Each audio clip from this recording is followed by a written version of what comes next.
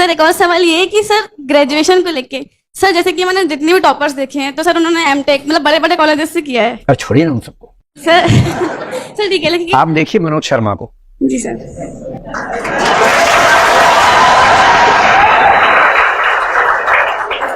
अभी आज सुबह मेरे उससे बात चल रही थी तो विचार हुआ कि वो आज रात को यहीं आ जाए, आज हम गप्पे मारे, पर वो फाइनली हो नहीं पाया। कभी आपको मिलवाएंगे, ऐसे लोगों से मिलवाएंगे। क्या होता है कि देखिए, आप यूपीएससी की बात कर रही सर हैं, एमपीपीएससी एमपीपीएससी की बात कर रही है। एमपीपीएससी तो कोई एग्जाम ही नहीं है, वो तो बहुत ही आसान होता है।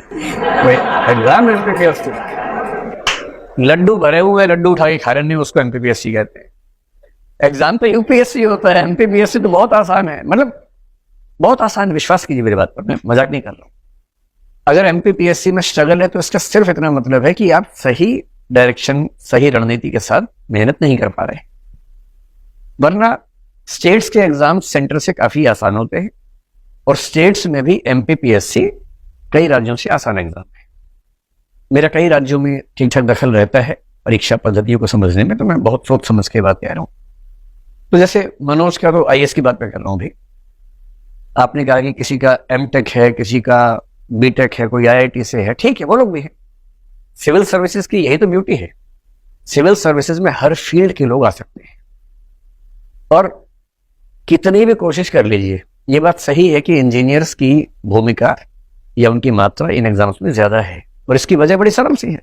इसमें ये नहीं सोचने की भेदभाव हो गया है, वरना हम लोग तुरंत आरोप लगाए थे कि भेदभाव हो गया है क्योंकि इंजीनियर ज्यादा है। इसके पीछे का तर्क भी तो है। जनरली हमारे स्कूलों में जो 12वीं क्लास में सबसे ज्यादा तेज है पढ़ने वाले बच्चे, जनरली वो इंजीनियरिंग में जाते हैं। यही तो होता है। तो 11वीं 12वीं तक जो बच्चे पढ़ने में सबसे अच्छे थे, टॉपर्स थे, उनमें से 10 में से 6-7 इंजीनियर ही बन गए, 1-2 डॉक्टर बन गए। ह्यूमैनिटीज में कम जाते हैं, कॉमर्स में कम जाते हैं। 3 या 4 साल की ग्रेजुएशन में ऐसा तो है नहीं कि जीन्स बदल जाएंगे, डीएनए वही है, जीन्स वही है। इंजीनियरिंग करके फिर वो आईएएस एग्जाम देने लगे, मान लीजिए। आर्ट्स के बाद भी लोग आईएएस एग्जाम दे रहे हैं। पर क्योंकि पहले जो स्कूल में सबसे ज्यादा पढ़ने वाले बच्चे थे इंजीनियर बन गए थे, वो अब भी पढ़ रहे हैं।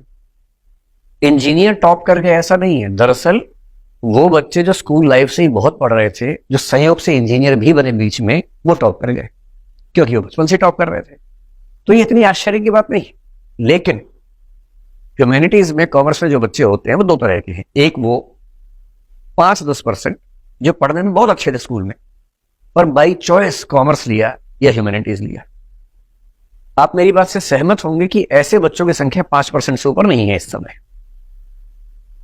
बाकी जो बच्चे ह्यूमैनिटीज लेते हैं, अधिकांश इसलिए कि या तो उनके नंबर कम थे या उनको मैथमेटिक्स में, साइंस में दिक्कत हो रही है, नहीं उतना मजा आ रहा समझने में, दुविधा होती है।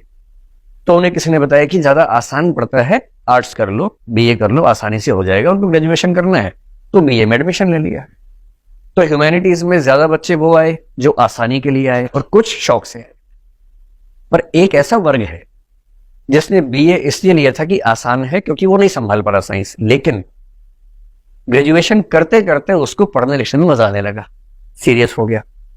जब सीरियस हो गया तो उसको सुख मिलने लगा ज्ञान में, और वो ग्रेजुएशन या पोस्ट ग्रेजुएशन करते करते अपने बौद्धिक स्तर पर उसी लेवल पे आ गया जिस पे कोई इंजीनियर था। अब ये भी एग्जाम दे रहा है, अब तो बराबरी की टक्कर है उसके बाद। और मैं हर साल देखता हूं कि बहुत सारे ऐसे लोग सिलेक्ट हो रहे हैं जो शुद्ध ह्यूमैनिटीज के हैं, सिंपल बीए किया हुआ है, कोई ऐसी ठोस बैकग्राउंड नहीं है। इसी बार जो रिजल्ट आया, 2-4 दिन पहले रिजल्ट आया, उससे मध्य प्रदेश के जो बच्चे निकले हैं, एक बच्ची खरगोन से है 257 रैंक पर, मनीषा धारवे।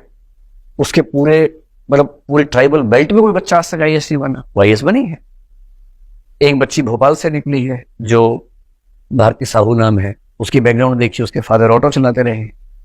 तो ऐसा थोड़ा है, इस एग्जाम की यही तो ब्यूटी है कि इसमें आईआईटी के टॉपर्स भी आएंगे और इसमें 12वीं फेल होकर ग्रेजुएशन करके जो बने हैं वो ही आएंगे, हर तरह के लोग आएंगे। असली बात सिर्फ इतनी है कि एग्जाम के लिए आपने कितनी ईमानदारी से मेहनत की, और यदि वो आपने 1.5-2 साल 2.5 साल ठीक से ताकत लगाई है, अपनी स्ट्रेटेजी के साथ लगाई है, तो ये एग्जाम ऐसा नहीं है कि ना हो।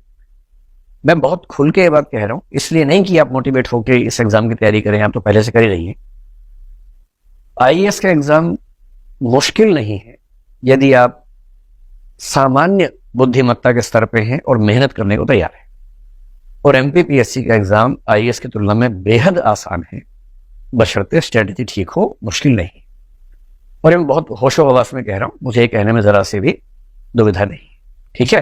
तो आईआईटी वाला कोई मिले कि मैंने तो आईआईटी से बीटेक किया, एमटेक किया, तुमने क्या किया? सर मैंने तो सर ये अटल बिहारी कॉलेज है सर, यहीं पास पे ही है सर, हाँ। वहां से डिग्री करी है।